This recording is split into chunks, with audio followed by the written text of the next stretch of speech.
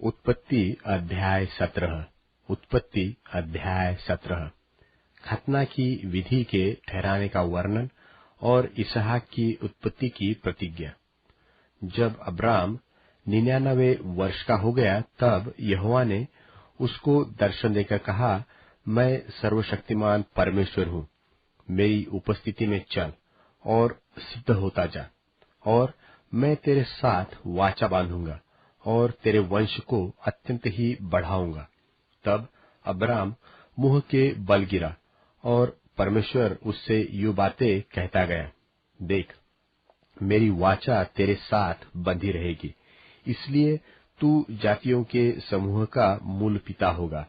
सो अब से तेरा नाम अब्राम न रहेगा, परंतु तेरा नाम इब्राहिम होगा, क्योंकि मैंने तुझे जातियों के समूह का मूल पिता ठहरा दिया है, और मैं तुझे अत्यंत ही फुलाऊंगा, फलाऊंगा, और तुझको जाति जाति का मूल बना दूंगा, और तेरे वंश में राजा उत्पन्न होंगे, और मैं तेरे साथ और तेरे पश्चात पीढ़ी पीढ़ी तक तेरे वंश के साथ भी इस आशय की युग युग की वाचा बांधता हूँ कि मैं तेरा और तेरे पश्चात तेरे वंश का भी परमेश्वर रहूंगा, और मैं तुझको और तेरे पश्चात तेरे वंश को भी यह सारा कनान देश जिसमें तू परदेशी होकर रहता है, इस रीति दूंगा कि वह युग युग उनकी निज भूमि रहेगी, और मैं उसका परमेश्वर रहूंगा। फिर परमेश्वर ने इब्राहिम से कहा, तू भी मेरे साथ बांधी हुई वाचा का पालन करना,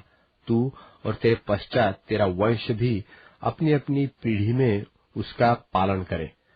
मेरे साथ बांधी हुई वाचा जो तुझे और तेरे पश्चात तेरे वंश को पालनी पड़ेगी, सो यह है कि तुम में से एक एक पुरुष का खतना हो। तुम अपनी अपनी खलड़ी का खतना कर लेना। जो वाचा मेरे और तुम्हारे बीच में है, उसका यही चिन्ह होगा। पीढ़ी पीढ़ी में केवल तेरे वंश ही के लोग नहीं, पर जो तेरे घर में उत्पन्न हो, वह परदेशियों को रूपा देकर मोल लिए जाए। ऐसे सब पुरुष भी जब 8 दिन के हो जाए, तब उनका खतना किया जाए।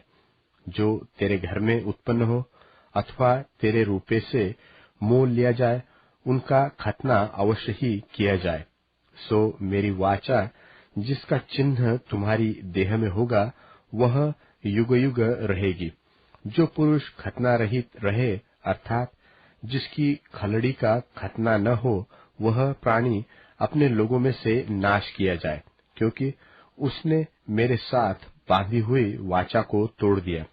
फिर परमेश्वर ने इब्राहिम से कहा, तेरी जो पत्नी सारै है, उसको तू अब सारै न कहना, उसका नाम सारा होगा, और मैं उसको आशीष दूंगा, और तुझको उसके द्वारा एक पुत्र दूंगा, और मैं उसको ऐसी आशीष दूंगा कि वह जाति जाति की मूल माता हो जाएगी, और उसके वंश में राज्य राज्य के राजा उत्पन्न होंगे।